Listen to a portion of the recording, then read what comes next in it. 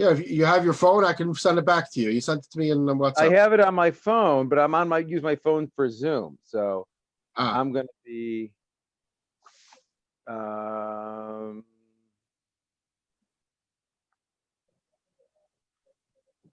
okay, 2, what type of people come? Tell me when I have like 1 minute left. Okay, so we're aiming for about 45 minutes to an hour, all right? Okay.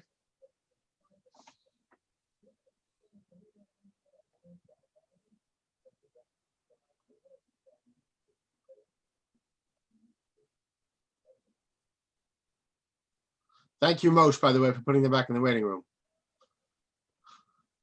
Let me know how I can let them back in. People getting nervous if they're in the waiting room.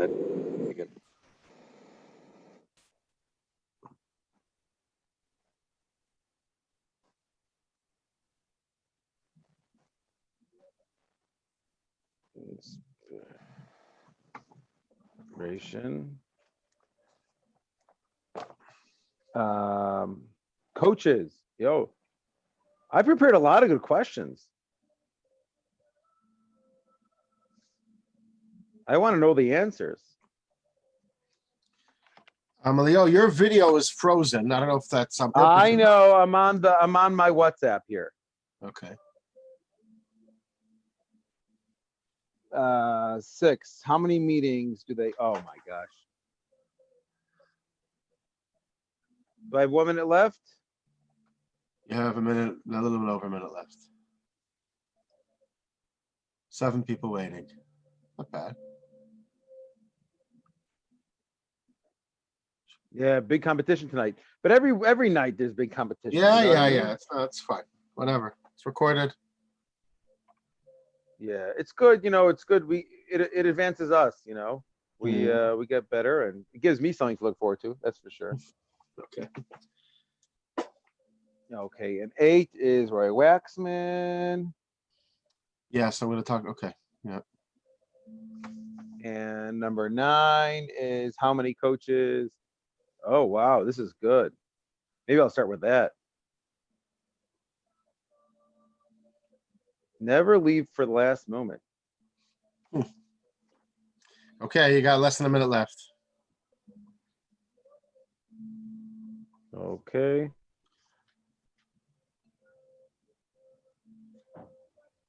Number 7, I know nothing about time for Shabbos, by the way, so you could skip that if you want. You know nothing about it, huh? Okay, fine. So we'll skip that.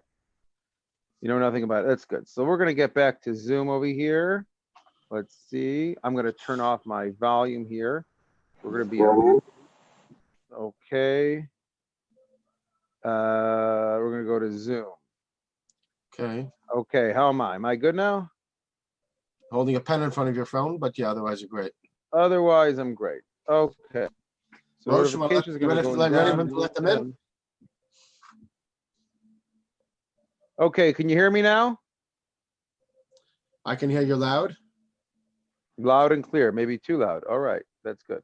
How's the angle? Give Good? a minute, everyone, to get their audio up. We'll give everyone a minute. Oh, okay. We'll give everybody a minute. Let's see what we got here. Okay. We have a lot of nice people over here. Okay. Ready to get started? 1 minute. 1 minute, guys. We got a lot of people coming in. So I'm going to see me. I'm going to see me, and I'm going to see everybody else here. Okay, that's good. Okay. I'm ready to start. Want to give everybody 1 more minute? You can start. Go ahead. Moshe, what do you think? Moshe is recording. Okay, we're recording. So my name is Eliyahu Pero. I am a coach with the Mesila organization. And tonight we have an amazing co-host. Hold on a second. I have an amazing co-host. For some reason, I am the also manning the engineer. Videos and spotlighted. Okay, so we have an amazing co-host tonight. Shulam Abramchik. Shulam is the coordinator of the Monsey Lakewood branch. We say Lakewood Monsey. Lakewood Mesila or Mesila Lakewood. Either one works. Either one works for you. All right. Is a tremendous host, tremendous merit to have you tonight, as he is the coordinator, and we have the questions that we're going to deal with. Number one, what are financial issues that everyone really should know about, they don't know about? And another issue that we're going to talk about tonight is specifically Yom Yom, the coronavirus. So we're going to start out with general about Lakewood and Mesila, and you're a co-host as well. So don't feel that I'm interviewing you. You could also send it back to me. Maybe that'll work even better. So tell us about Mesila and Lakewood and the coaches that you have and the clients that you have. So yes, good evening. My name is Shalom Abramchik. I'm the coordinator of the Mesila branch in Lakewood. We've been working with the current Mesila guidelines, the current Mesila methods. It's about 4 years now. There are 13 active coaches in Lakewood, male, female, all excellent professional coaches, doing a wonderful job, seeing families regularly. Our clients range the gamut from yeshivalite just out of Kailul, people working for quite some time. All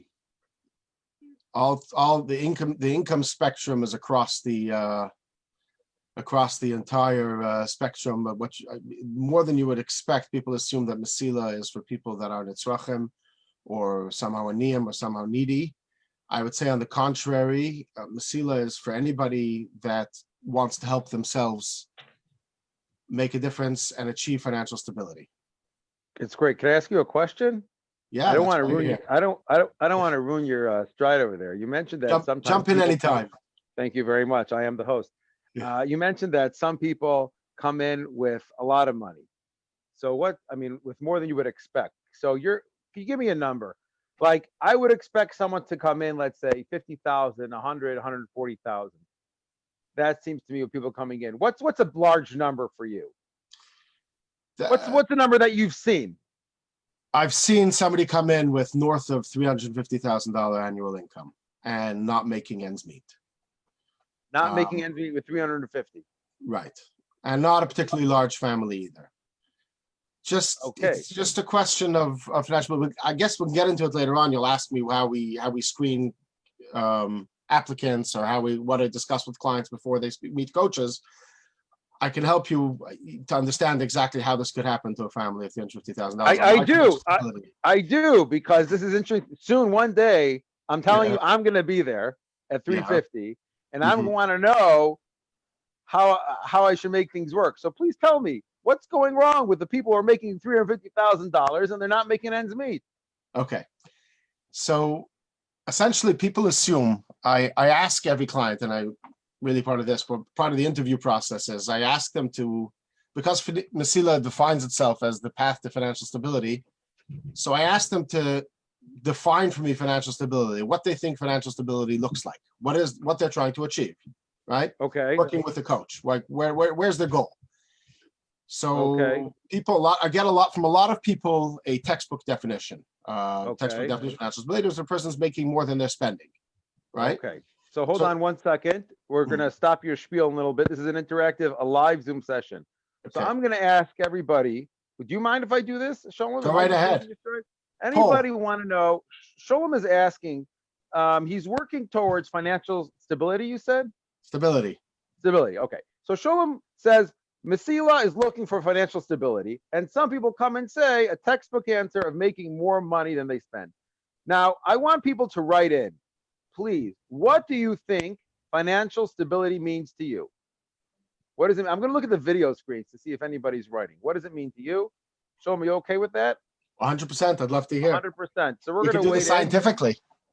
Well, yeah.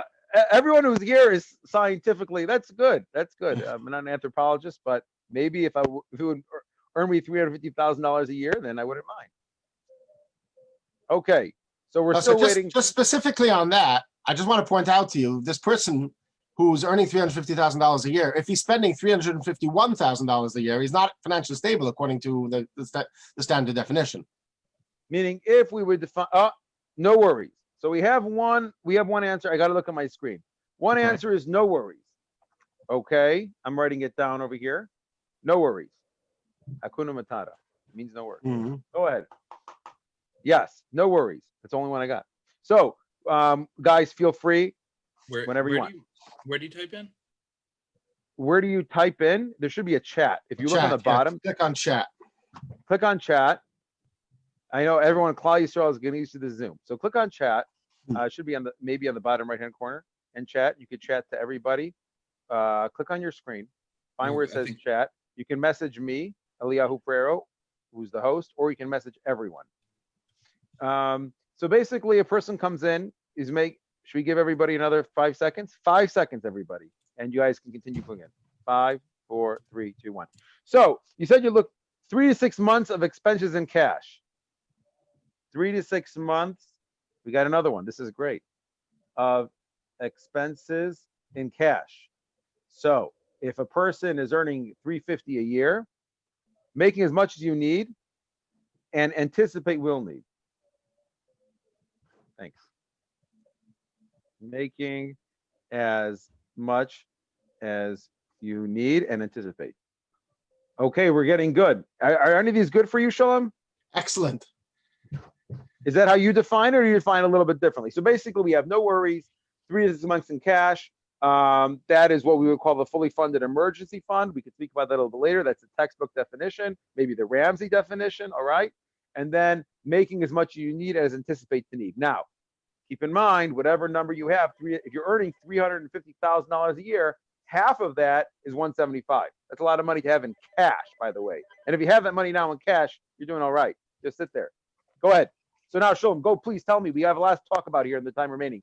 What do you define as the textbook definition? Please, everyone, you can. I just want to point out, interesting, about half the people defined it as terms of money, having enough money, but half the people defined it as not worrying or having money in savings or having enough.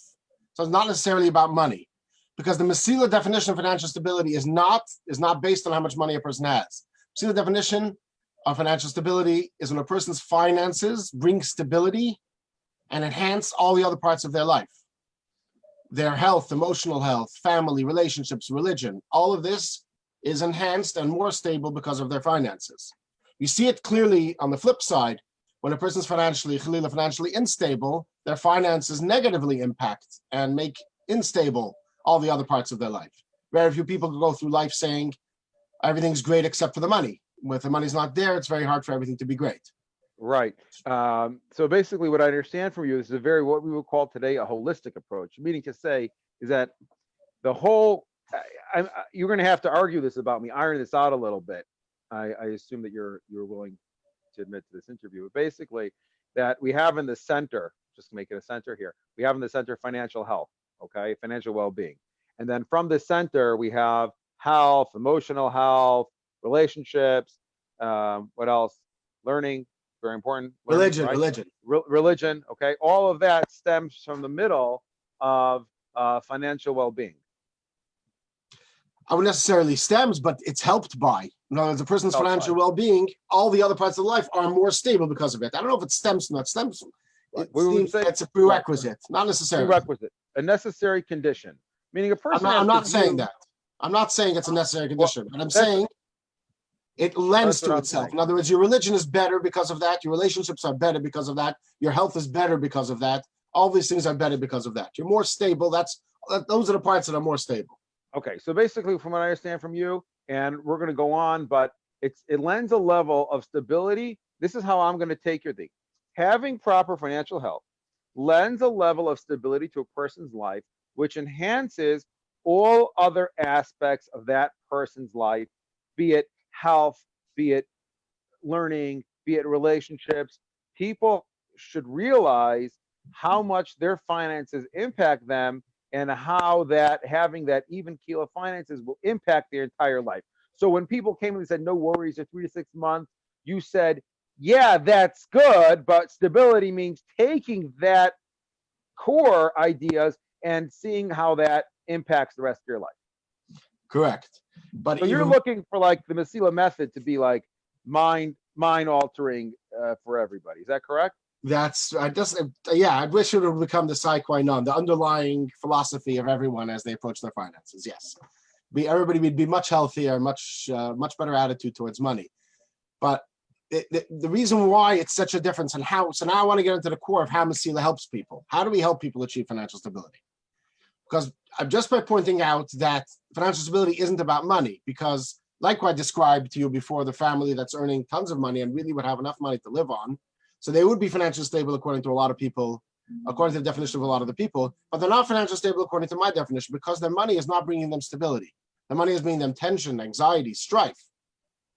So that's not that's the opposite of financial stability. And I know families that aren't earning enough money, so therefore they wouldn't be financially stable according to the classic definition, but they are financially stable according to my definition because their finances, they know exactly what they're missing.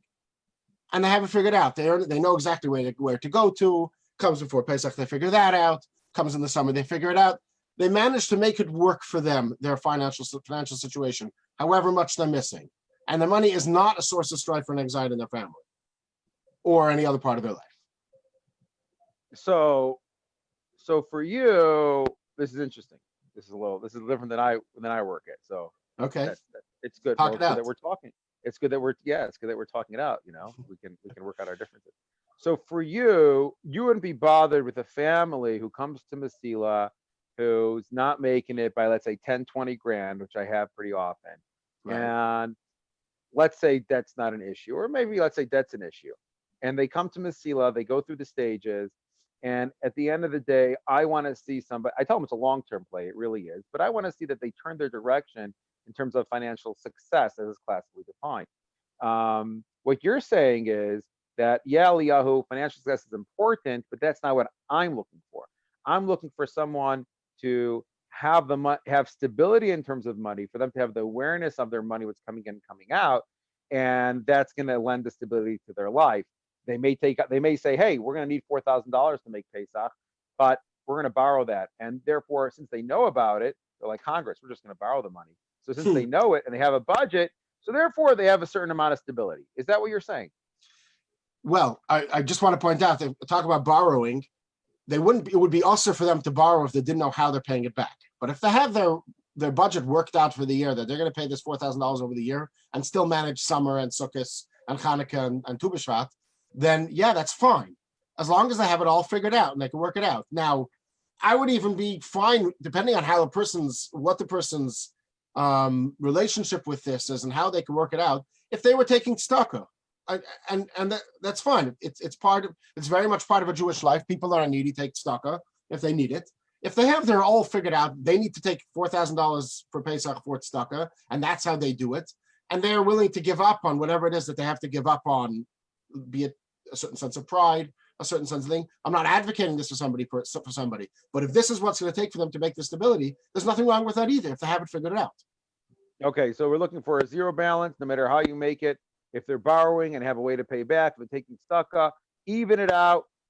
Let's get ready for the future. So a family comes into you, and by the way, feel free. Anyone who wants to tell us what they feel is financial stability, whether you agree, whether you disagree. It's now 1/4 after, which is the official time for taking prompts. By the way, it may be whenever I want, but we're just saying 1/4 after for now. 1/4 after, if anyone agrees with Shalom, please let me know. If you disagree, then you can let me know as well. Now, we're going on here. Family comes into you, whether they're earning 350 or not. We're trying to get to their family. It doesn't have to be them specifically, but a larger income family, what mistakes they're making. A family comes to you, they sit down, and they get their spiel. Before that, let's take a step before. They're picking up the phone. What is the reason a family comes to you? Meaning, you have 13 coaches. I think there are 60,000 Jews in Lakewood today. Now, 13 coaches can't do 60,000. Not everybody is part of Mesila. So I want to know what differentiates the Mesila client from everybody else. Who is picking up the phone and why? Doesn't have to be one answer. It could be other answers as well. What differentiates the Mesila client from everybody else is that the others just haven't picked up the phone yet. No, I don't mean specifically that everybody has to be Mesila client, but obviously if they picked up the phone, then something's pushing them to do that. I asked them at the meeting, like, what brought this? What was the setting event? And what was the catalyst? And what actually brought you here to make it happen? I get stories from all kinds of stories. Businesses we're just going through life and we think we should be making it based on what we're earning. We've had worked out budgets on, back of an envelope type of budget. and we should be making it, and we're not. We want to know why. I get people with serious issues with life events, a business went sour, lost a job, so on and so forth. And a lot of people that are sent by other people for conditions for a loan. I have to say Okay, that that's a good one. Yeah. right. Conditions for a loan. Okay. Yeah. So That doesn't work. That doesn't work as well as you would imagine, because the best motivator for the Mesila process, which is not an easy process, as you know yourself, Elio. You've brought many wonderful clients through the process yourself, and it's Thank not you. easy for I the clients. It's appreciate a lot of hard work. Sorry. I appreciate it. And the best motivator is a person's desire to change themselves and to better themselves and to work things out on their own. Right. If they're motivated from outside sources, maybe the motivation will still come and they'll do okay with it. But for the most part, once it doesn't work as well, because it's a longer term motivation that you need. It has to be the feeling itself, the great feeling of being financially stable itself. So that's. So can you share with me a story of someone who came in and had an inner catalyst?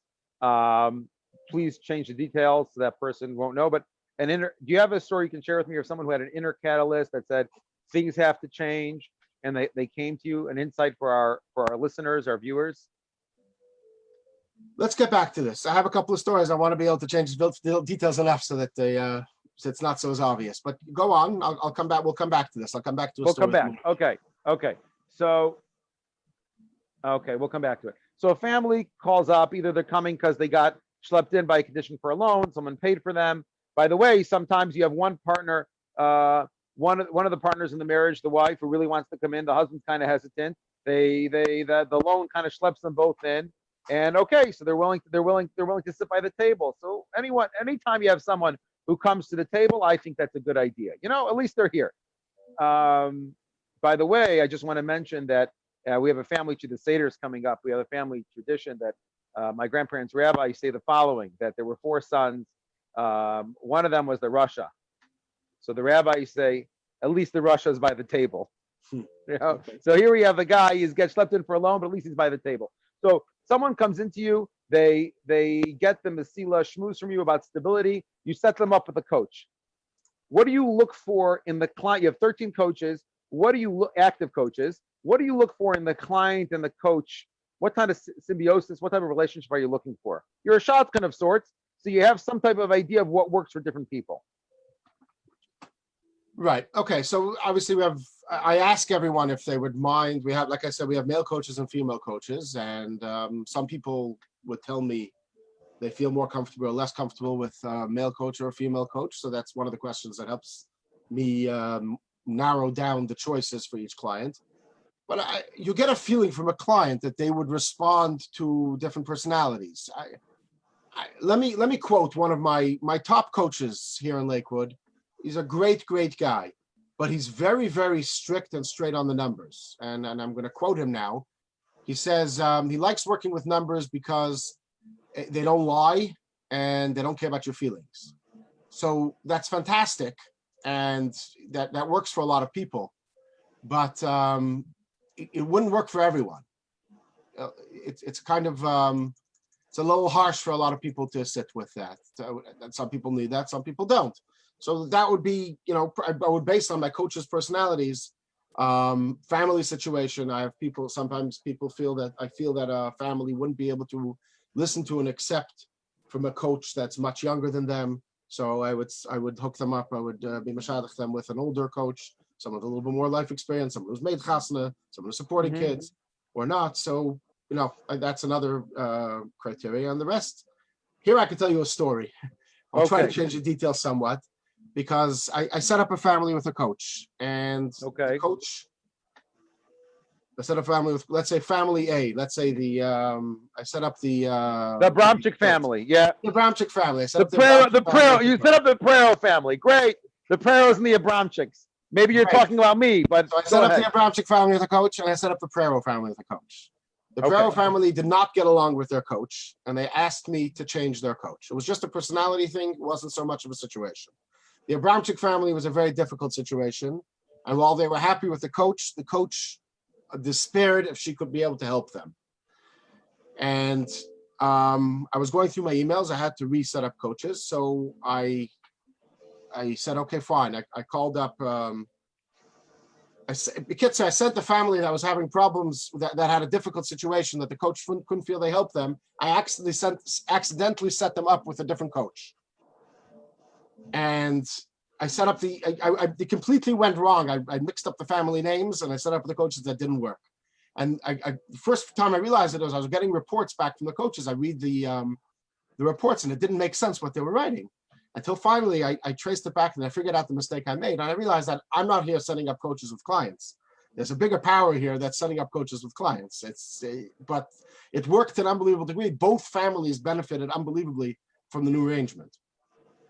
It was Really? just, So it just worked out. So you I'm just really switched the doing nothing. emails I'm and meeting that's it. people and sending them coaches, and God's taking care. Wow. So can you tell me an inspirational story from a client or that either you witnessed or one of your coaches, some type of inspiration for everybody who's listening? You know, before that, I actually had an interesting question. Okay, we're gonna hold on one second. Yeah, can you share with me an interesting story? I'll tell you an interesting story because people like to hear, want to hear that the coaching works. The coaching really, really definitely works. But there's another piece that works, and that is we've seen over and over again that the siyata deshmaya that kicks in when the people take responsibility for their finances and decide, buckle down, and decide they're going to make this work. And they do the hard work, and it's hard emotionally, and they're slogging through.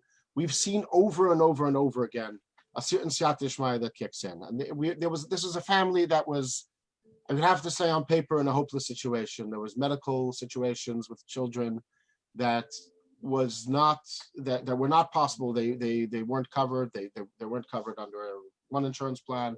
They tried for all kinds under government insurance. It went to work for them in that particular situation. And we were talking about if they balanced everything without any debt, they were going to have to spend about $150,000 more a year than they were earning. And that's a lot of money. $150,000. That's a lot of money. It's not 150 out of 350. They were not earning. They were earning maybe that, and they needed essentially to double their income in order to make it work.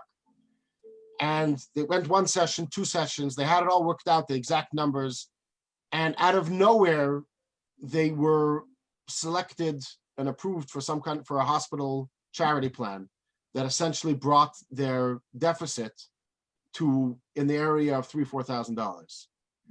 It was really out of nowhere. It wasn't coming. So we know that Akadosh Baruch Hu makes Nissim and he has it all figured out. And whatever tzaras we're in, we know that we'll be out as soon as God wants us to be. But to me, it was a very clear picture for these people. They had really been in this situation that had dragged on for months and months and months. I would say close to a year where they were looking and casting out in all kinds of different directions. And we're talking about it literally 3-4 weeks after they had sat down and made the cheshbon and figured out their thing. In what could be termed a hopeless situation, things turned around for them very dramatically. But this is just one case, but we see it a lot. I don't want to turn this into a forum for siyata deshmaya stories, but no, it goes. I see this all the time. Yeah, it's all right. And now I have an interesting question here, and this is coming in on the chat here. Hold on one second. So I have something coming in on the chat, and that basically essentially says the following, is that whoever sent that to me, 1 second over here. 1 second, everybody. I'm just going to try to pull this up. If it works, great. If it doesn't work, then I'm out of luck. Okay. Okay, how does the coaching process work then? If you can give me an overview of what you're doing with the process. You talk about the process, what does it work? Can you give me a few minutes in the definition of what you're looking for? So what I explain to new clients as they come in, after I explain to them what I feel Mesila feels financial stability is, I say that the number one indicator we've seen working with thousands of families, and it's 20 years now, the number one indicator for financial stability is clarity or awareness. Families that are aware of exactly what's coming and what's going on, have a clear picture of their finances, tend to be, on a large degree, a very large percentage, tend to be financially stable on our terms. They know exactly what's coming, they know exactly what's going out, and it's just a matter of figuring out bridging the gap. I make that sound small. Obviously, that's all we're trying to do in the whole life is bridging the gap between what we have and what we need.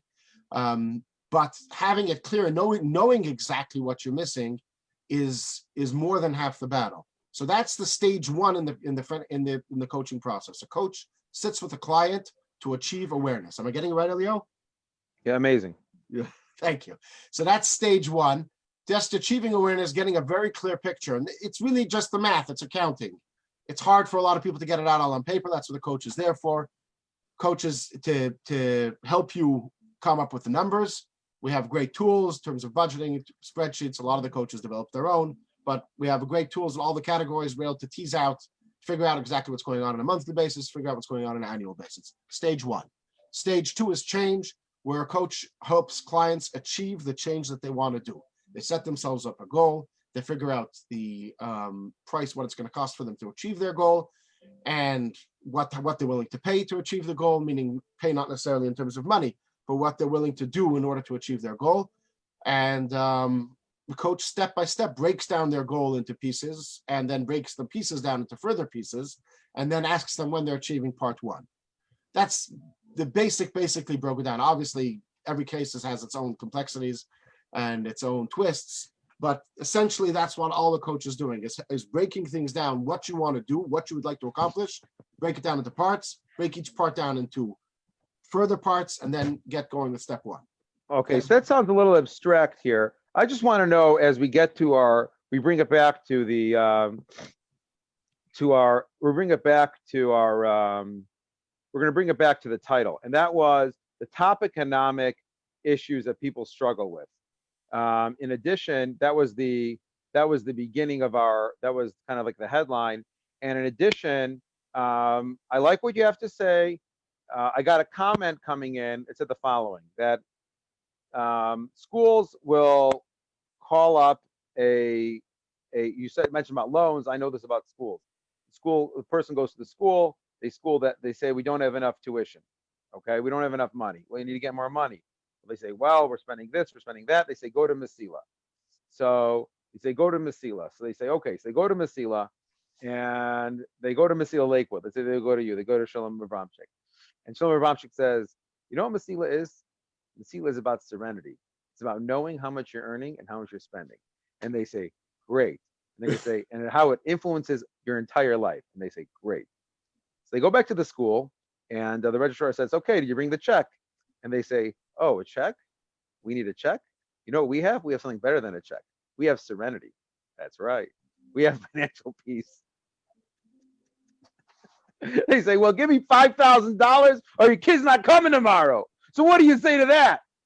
I say that's certainly going to shatter your serenity. And the answer is that couple obviously didn't have serenity. If they I'm topless, they have serenity. They go through your system, and what basically, how do you tell people? Let's bring it down to a different level. Give me some tips, practical tips. The person comes, they're not making enough money for whatever reason, $5,000, $10,000. They get to the change stage. They know what they have to make, these bits and pieces. What has worked for people? By the way, I want to know, because I get this all the time. People come to me, they say, they say, well, how do I pay for Pesach? I say, well, either you're going to earn the money or you're going to borrow the money. They say, is there any other way? Is there any other way to pay for Pesach besides earning and borrowing? I say, yeah. I said this to, I hope they're not watching. I said, yeah, go to my backyard. I have a tree in my backyard. It's called the money tree. And just everybody else just take money. So what do clients do? What have people done in order to, I understand it's a great story, Siyat Yishmaya, and we're looking for Nissan. I'm looking for the average Joe who's not looking for that. What are they doing to bridge the gap of $10,000 to $20,000? Shoot. It runs the gamut everywhere. People have done anything and everything that has come up. Give me one example. That's all I'm looking for. Looking for one example. A guy, not cutting expenses. That comes up. Not $15,000, $20,000 of expenses, but let's say not. But that comes up where people just start looking into their expenses, and all of a sudden they find things that they can cut. But how does somebody increase their income $10,000, $20,000? They go and ask for a raise from their boss. That they won't do it. They have to be coached to do that. That's the number one. One of the number one things that a coach will push a client to do. Try to make more money, make yourself more valuable to your organization, and you have the number one person the boss is going to turn to when there's extra money to go around. Now, let's talk specifically about today. Somebody wants a tip of how to make money today, besides for all the money that President Trump is sending us next week. But Yeah. people in businesses. Sorry, Drawer. I'm getting some sound feedback. But anybody who has a business owner is now at this point entitled to go on to the SBA disaster thing. You can apply for a $10,000 grant. It's part of a loan. It'll probably be forgiven, but that'll help you really, really in the short term. That's figuring out for this Pesach. But that's just the sort of thing that Rosh Baruch Hu would send someone at the right time. Right now, that's what we need, and that's why it's coming to us. But people who are oske cheshbon and haven't figured out, they know exactly all they need is $10,000. Every single time they'll find it. If it'll be asking for a raise, if it'll be working a little more hours, once they've identified what they need, they will find it. Okay. So moving on a little bit, we have, I'm telling you, tons of comments coming in. We're moving on a little bit to the coronavirus over here. And you said there's something that you mentioned right now. Let's talk about that here for a second. So you talked about here coming up for this Pesach, coronavirus. People coming in, people could either people are getting by this Pesach. It's going to impact their finances for a long time. Yes. People may not be coming to Mesila right now because they're just dealing with the situation as is. 100%. What is your guidance? Because this is the topic of this is on your forward on your WhatsApp over here. I'm just the am I the host? I'm the host, you're the co-host. You're the host. Yes. You're the expert over here. So people come in, they say coronavirus, boom, I'm on the WhatsApp, I'm on the Zoom, I'm coming to this seminar. This is going to tell me how to act. So you're under a lot of pressure right here. Yes. What do people do? Go. Number one, it is much, much better to take money for tzedakah than it is to borrow money if you don't know or can't pay it back. When I say Wow, that was huge. It's mutter. It's absolutely also to borrow money that you cannot pay back. So if you're coming to me and a person needs money, I would give them money rather than lend them money if they know they can't pay it back. So that's the first thing that I have to tell everybody. Don't borrow money now. I know it's an emergency situation and people are running to see where they can. That's really to be avoided at all costs. And if you do borrow money and you're not sure how you're going to pay it back, tell the person. At least you won't be over an issue of Levi Rosh Hashanah. Whoa, that's great. Good to hear. Guys, what do you think about that?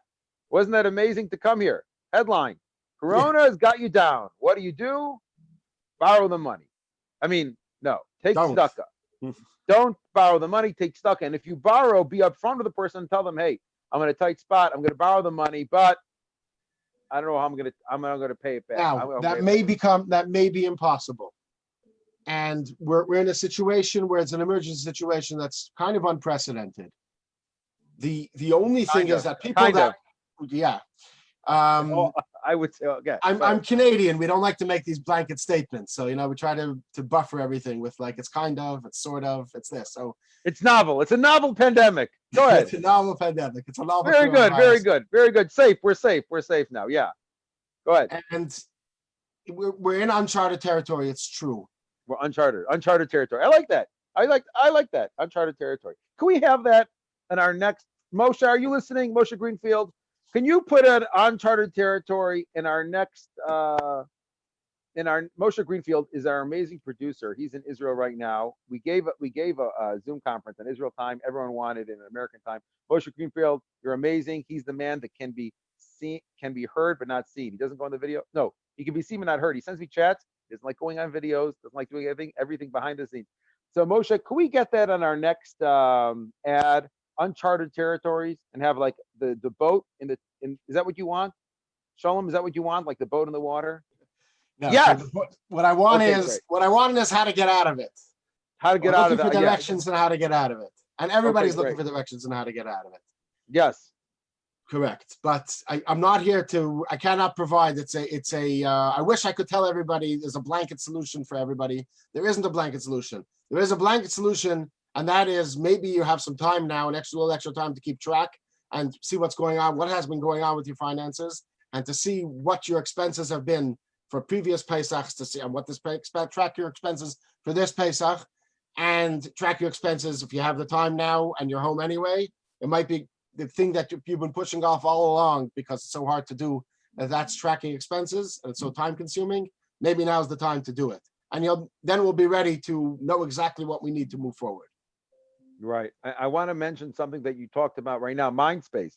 You mentioned, meaning to say a person right now, they're in a little bit of uncharted territory, but then again, they're not running from place to place as much as they used to.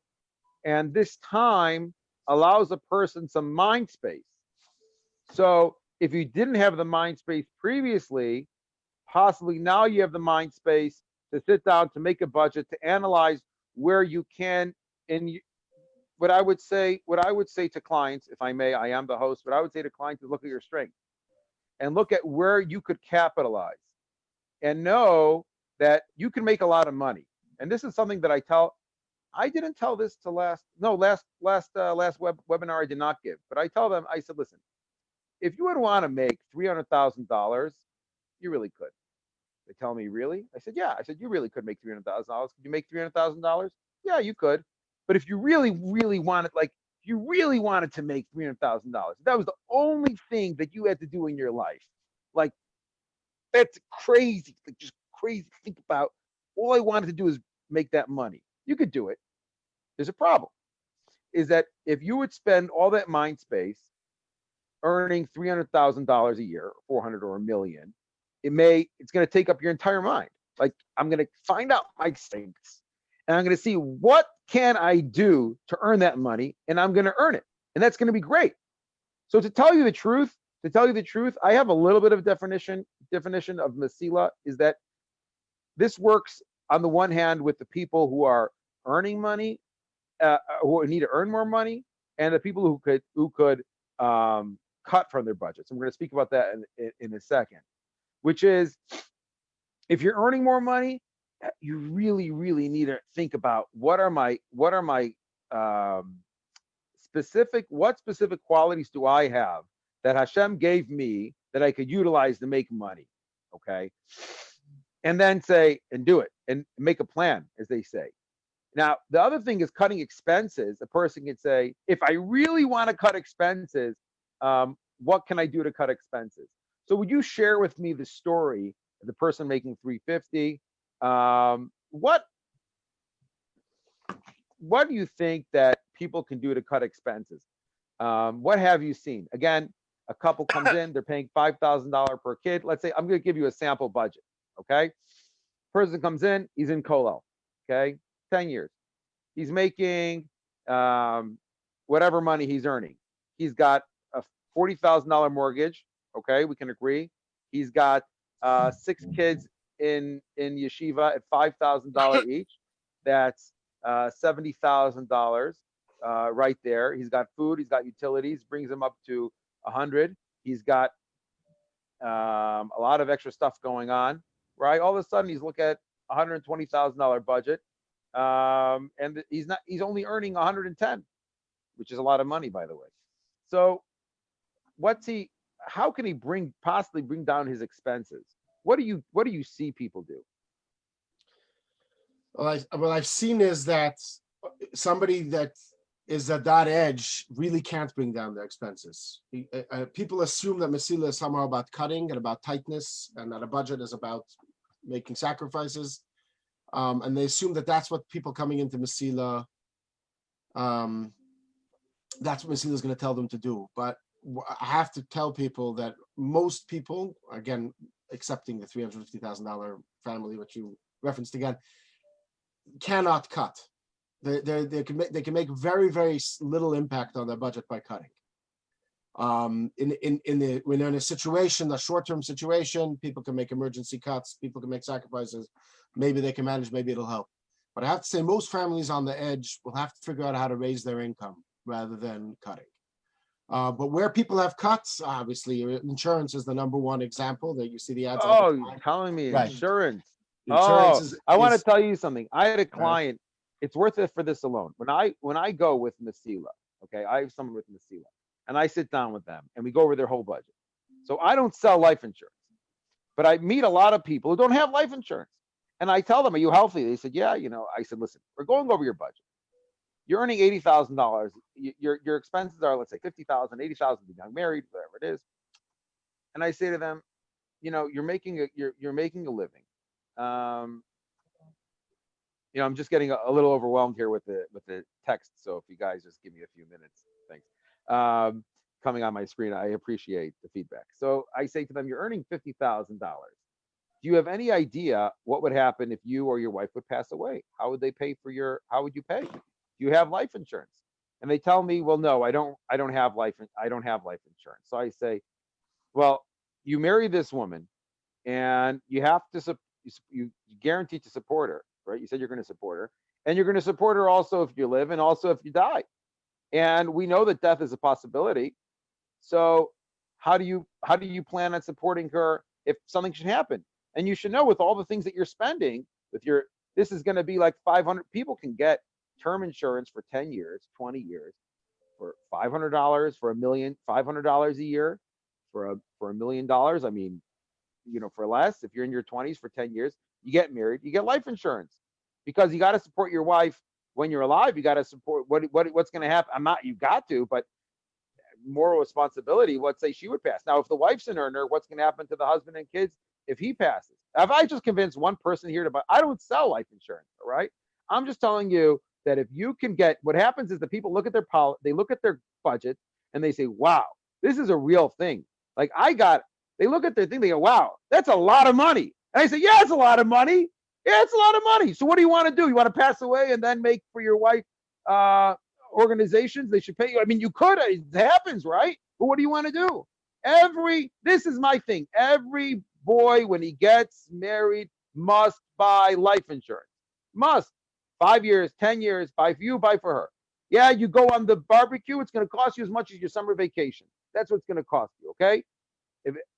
Okay, getting a lot of comments here. That's what you have to do. That's what I tell you. You want to be responsible? You don't want to be responsible, don't get married. You want to be responsible, to get married. Part of being responsible is buying. It doesn't cost you a lot of money. Now, I want to tell you something else about life insurance. You mentioned life insurance, cut life insurance. I want to tell you something. I had a client sat with me. They said, you have life insurance? I said, yeah. I said, what are you paying? They said, I don't know. I'm going to pay my bills $2,300. I said, $2,300? What do you have? Say if I have a 5-year term policy. I said, 5-year term policy? Out of your mind? $2,300? They say, no, this is what someone sold us. I didn't ask for the person's name, but I sent them to somebody that I knew. And I said, can you please do a review on their life insurance?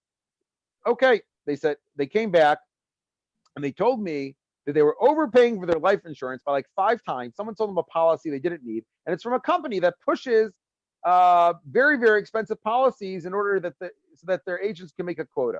Very expensive. So what I'm telling you, and I tell this to all my clients, you pay a certain amount for Mesila, you pay like, I don't know, $1,000, $600 was maybe recorded. You pay $10,000, okay? I said, I want to make you that money back every single session. You should be making that money back. So we have to take a look at your life insurance. Say, what are you getting for what you're paying? Number one, get the life insurance. 10 years, do something. You can always make it more. Number two, let's evaluate what you're paying. Okay, go ahead. We're talking about cutting. That was my spiel. Okay, we still got some time. Go ahead. And a very important spiel it was. But a lot of people, like we know, are overpaying necessarily for car insurance. You can look over, you could save a lot of money on that. People are on phone plans that they don't need. People are investing, talk about life insurance, or people are on whole life plans that somebody, their shvugger, their brother, their chavrusa talked them into, that are not necessarily very good insurance, not very good investment options. And they're okay as far as insurance options, but they can. Well, we won't necessarily agree with that, but okay, you're on your own. I'm not a professional. I'm not a financial advisor, so therefore, I could coach people to find themselves a financial advisor, and that's what we're about. And that's what Mesila is. Just basically to coach you to figure out what you have to do. You want to figure out what to do with your money. You need to save money on this. Speak to a reputable financial advisor. How do you find a reputable financial advisor? Well, that's what I'm going to coach you. Who do you know anybody in your life who's successfully investing? What did they do? That's a very good resource to speak to people you know, not necessarily to follow blindly the first person that tells you something, but to ask around and see what other people are doing is a very helpful thing, specifically when it comes to investments and insurance products. Okay, wow. By the way, I have someone coming in, told me and I'm just going to read it here. Hold on a second. The comment was made. Let's go back to the chats. If you have two cars and you're not driving them these days, they can put one in storage, and that's from the Geico for a certain term, and just saved $350. There you go. There you go. So we just saved. It was a free webinar, by the way. You could always donate, and Mesila donate. That's right. And you could save. Anyone save that money? Give some of that miser to us. We can use it. Anyway, go ahead. Non-for-profit institution, and we appreciate your participation to make amazing programs like this happen. Now, moving on. We have so much we have to talk about. Not that much time. Maybe we have it on again. Okay. I got a lot of comments. Mesila.org/donate. Thank you. Okay, we have a lot of questions come in. I talked about this last webinar. I want to hear your take. A husband and wife get married. The Medrash, the Gemara tells us it's like Kriyas Yamsuf. Each person's on different side of the sea. As I pointed out last time, I'm just setting you up over here. Both the husband and the wife come from different backgrounds. Now, necessarily, I had one client over the course of my history that came from, we're pretty much the same. Other than that, it was like Always, I can tell you this also. They're always from different backgrounds. It's true. Always from different backgrounds. Different attitudes towards money, different backgrounds. Yes, always. So what do you do? What's the magic potion? How do you get these two people to meet, especially if there's financial friction involved? Go. This is just one more facet in their beautiful relationship. We're not talking about, you're asking me how two people get together and get married that come from completely different attitudes and anything. How do they get on the same page? You make that page the page of financial responsibility. And then they're both on the same page. They'll be in wedded bliss. As long as they can both relate to the fact that their lives will be so much better if they have a handle on this. And that I can tell you from experience of working with a lot of families and couples over the years, it's immeasurable the benefits that families see in terms of, and it's obvious, I don't have to say it. If just by getting on just this one, it's not a small hurdle, but this small thing, get this past us. This doesn't have to be something that comes up all the time. If you're working with a budget is a family that works together, people assume that it's going to create more friction, right? Whenever they talk about money, family, husband and wife talk about money, there's fireworks. It doesn't work out. That's what a lot of clients come to me, and therefore it's a very fraught discussion and nobody wants to discuss it. But once everything's defined and you have a budget and you're looking at it very clearly, these meetings, short meetings of the week, just a question of allocating the small little difference of money that still has to be figured out, is so much easier. You know exactly what you're dealing with. Everybody has there's all kinds of tools Mesila uses in order to be able to put priorities on spending in order for couples to figure out, they call it games or whatever, scripts that they work with in order to figure out what's most important and less important. It makes this so much easier. The friction disappears. Okay. Having a long discussion, figuring it out in the beginning helps, like everything, helps you in the run moving along. Okay, so we kind of brought this back to the beginning of the program, even though we're now on the final stretch. The plane is kind of landing now. I know everyone isn't used to air travel, but we're going up. We had some great conversation. Now we're kind of coming down. We talked about in the beginning, you had a coach that the numbers don't lie. I like working with numbers. Numbers don't lie. Numbers don't care about your feelings. That was one of your star coaches said. I happen to agree. So you can have all you want about not having what you want. And in the essence, I believe that every single coach has that. That may not be our sine qua non. That may not be our motto, right? But in the essence, the numbers don't lie. And when people have everything in front of them, well, basically what we have is your basic operating budget, and then we have what's left, and we have the frills, and we have what do you want, what does she want? And then we say, okay, we've defined 80, 90, 95% of what's going on. Now let's talk about what 5% of what's left. And when we talk about only the last 5% of what's left, even if we speak about 5% of what's left, then we could talk about, as you said, money scripts or what's more important to you, what's more important for them. But I think that you're right in that when people think about the money, since they're really only arguing about 5% of their budget, I'm just giving you an arbitrary number. And because that 5% is not resolved, it ends up, people may end up thinking, I'm not arguing about 5% of my budget. I'm arguing about 100% of my budget, not 5% of my budget. So therefore, let's define the 95% that what can you agree upon? Okay. Can you agree upon like 40? What can you agree upon? And what do you not agree upon? So what you agree upon, joint that we have. What you don't agree upon, let's talk about what we don't agree upon. And by the way, you mentioned that couples who fight about money, those make for very, very difficult meetings. You may have mentioned that. I like it the most. I like it when there's action, and when there's no action, I kind of say, you guys are boring. Maybe we can set you up with a coach that likes boring. I don't like boring. And then like, well, really insulted. I said, well, that got not boring very quick. Okay. So we have a few minutes left. I have so many things that we could really talk about, and so many things that people are writing in. I have a couple controversial things going on. I know that for me, the average meeting, we're supposed to have 6 meetings with our clients. Doesn't always happen, okay? People don't always follow up. I send emails, they kind of ghost me. You know, ghosting means like we have this relationship and all of a sudden they leave, and I send them like 5 text messages, and for whatever reason, whatever reason, I don't always finish with my clients. And I feel bad that I don't, but whatever. And I tell them right away, all my new clients, I say, you better not ghost me. They say, I won't. If we don't make a meeting and I text you, please text me back. That's why you're joining, okay? Do not ghost me. And they say, okay, fine, I won't ghost you. But even the beginning, I'll tanai zani maskim to be your coach. Do not ghost. What is the reasons that clients do not finish their meetings? Well, okay. So I would imagine that the reasons are varied as the clients are varied. But I think that basically it boils down to the point where they've achieved a certain status quo with their finances. They're not exactly stable yet,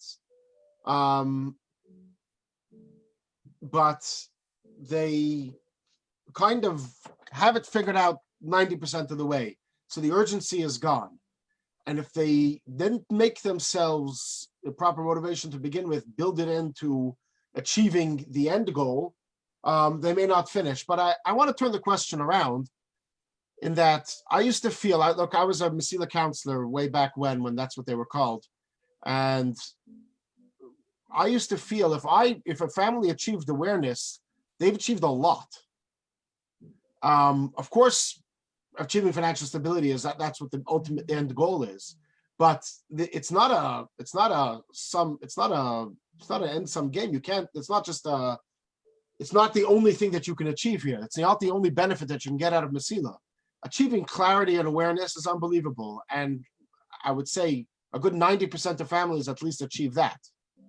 I would say more, probably 95%. I'm not so good with the statistics here, but they go to 2 meetings. They go to 2 meetings. So I want to give you I want to give you a little chizuk in that. Those families that are ghosting you, they're ghosting you because they're doing a lot better now than they were when you started with you. Oh, I like it. I like it. I'll take that. I have accomplished something. And they say, hey, got what we need. There you go. Well, I'll take that. I guess I can end with that. No, we have one more. We have a couple more topics left. Unfortunately, we're out of time, but I want to end with one more thing. One of the more outspoken rabbis in our community, Rabbi Waxman, has been speaking about the coronavirus, and he made many observations. One of them being about the financial aspect of Klal Yisrael. He mentions that people are really stretched thin. People have a couple minutes. They have a couple weeks off. They have a couple weeks off. They're a couple weeks off of pay. They're really in distress. He mentioned a story where somebody who was earning a certain amount of money he was earning a respectable living. He had a difficult time paying back a wedding even after 7 years. In which case, he said that the whole weddings have to change. Many of the organizations that we have, which are an extra spending, should change. The kiddush have to change. The bachnats have to change. We just have to completely change everything around because we're so stretched financially, and it's an abdus. It's a slavery. And we say, Eved Lova Lish Malva, the borrower is a slave to the lender. We can speak about that another time. But what are your impressions of the situation, and how can you apply Rabbi Waxman's message? And what's your impression of Rabbi Waxman's message? And how could you apply that to the situation and everyone else? Meaning, I gave a little bit of a summary about what I understood. But please, if you may, your own idea, and then please give your take it a next step. Okay, well, it's a very strong. People ask, what's the Mesila shit on this, or what's the Mesila shit on that? There's almost no shittas to Mesila, but as our founder likes to say, there is one Mesila philosophy, underlying philosophy, and that is expenses have to come from income or savings. Meaning that's the only thing that's true, hard and true across Mesila. Again, we brought it again about borrowing money or not borrowing money. So in this, I have to push what Rabbi Waxman is saying is that borrowing money to make a simcha, unless we're talking about a small amount of money and you know exactly how it's paying back, it's just essentially you have extra income, but you know, simcha is very big and you made a lot of simchas. And then having to sweat and worry and not be besimcha because of the loan goes against everything that we believe in. And we as a Jewish people, this is like a self-inflicted wound. This is something so easily for us, as we've seen over the last few weeks, what you really need to have for a chasna, what you really need to have for a bar mitzvah, what you really need to have for a bris, and so on and so forth. Now, I'm not suggesting that we keep an emergency standing forever, Khalila, but the point is that everything is about how you feel and your attitude towards it. And this is how Rabbi Waxman is trying to say there has to be a new normal with this. There has to remain a normal in that the people say, you know, it's a once in a lifetime event. Why should I spend all the money? Why do that? And the point is that it's a once in a lifetime event. Why should you pay for it for the rest of your life? Pay for it, make simchas in a way that you can manage with your life and keep on being besimcha during your simcha and for the rest of the time.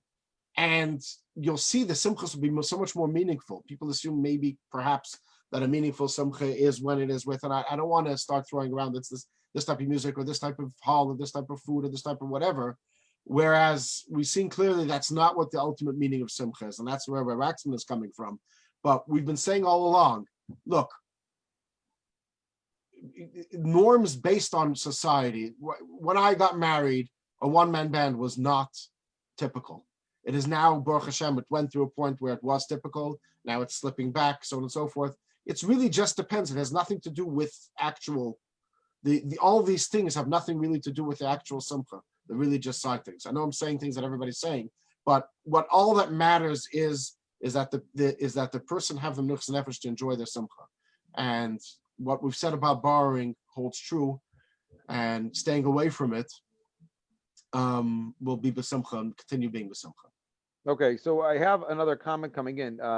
Mrs. Z, if you don't mind writing it, because I see your hands up, if you don't mind writing in your comment, that'd be really great. It's going to be difficult for me to call on you unless you want to, maybe Moshe could unmute your mic and you want to say something. But I want to talk to you about one last thing, which is that's part of it. And part of it are people who don't have the money that are borrowing the money. What about people who have the money? Meaning there are people who have the money and want to make a big spiel. They want to make a big show and they want to have the 12, 20 piece band or whatever it is. And, you know, the Viennese table, et cetera, et cetera, et cetera, and everything fancy. And I think Rabbi Waxman was speaking to that as well. So you mentioned like, you talked about like half of it. And if you're not comfortable talking about the other half, then that's perfectly fine. There is a certain amount of social responsibility that I believe that we all are chayiv to be socially responsible in this respect. When a person is making a simcha, not to do things to knock people's eyes out, chalila. But this is not a strictly Mesila philosophy, so therefore I'm not. I don't feel I'm. I believe like everyone else. It's just. No, go ahead. You're on the show.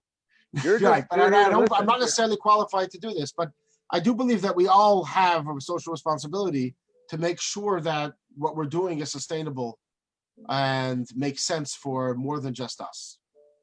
Okay, I think that that really goes down back to what we spoke about the coronavirus in the beginning, is what the coronavirus teaches us, and certainly from a medical perspective, Person goes out with a mask, he keeps social distancing. He keeps social distancing for two reasons. Number one is that he doesn't want to get the virus to somebody else. But number two, he doesn't want to chas v'shalom cause anybody to get the virus that we may be carrying. Meaning, I may be a carrier, but I don't want to give it to somebody else. Chas v'shalom. So, in essence, you're bringing up a very good point, which is social responsibility, and maybe those who are already listening do have that. But you know, the idea that everybody who's making a simcha should be aware of the ayin hara, so to speak, keep their social responsibility. And listen, I think that's a really great idea. So anyway, we had a really great time tonight with you, Shalom. Maybe we should do it again. We'll see. I think the polls are in that you are the most amazing co-host. Thank you very much for all the clapping and everything. Thank you very much, Eliel. It's been a true pleasure. You're welcome. And I remind everybody to be in touch with our webpage for A, donations, B, for more webinars, C, this is very important. We like when I get good feedback. So we're going to send you all polls. Please put in either a good feedback if you thought it was good. If you thought that we could improve on something, please, in a nice way, put in what topics you would like me to cover. And if you have any magic solutions for those people who need to earn more money, please, please, please send in your solutions. I am Eliyahu Prero. If there are any more questions or comments, we could take them. Otherwise, Moshe Greenfield is going to sign me off. Thank you, Shul. Next webinar is going to be on Sunday afternoon at 2 o'clock. And that's going to be accommodate those in international time zones. I guess the international community really wanted to see me, and it's too late at night for them. So we're going to have to do this again. Thank you very much, everybody. We will have a recording. Please send this to your friends, and it will be available. It will be available online. Thank you very much, everybody. Have a good evening. And we're still accepting questions via chat. All right. Well, I am done. Thank you very much. All the best.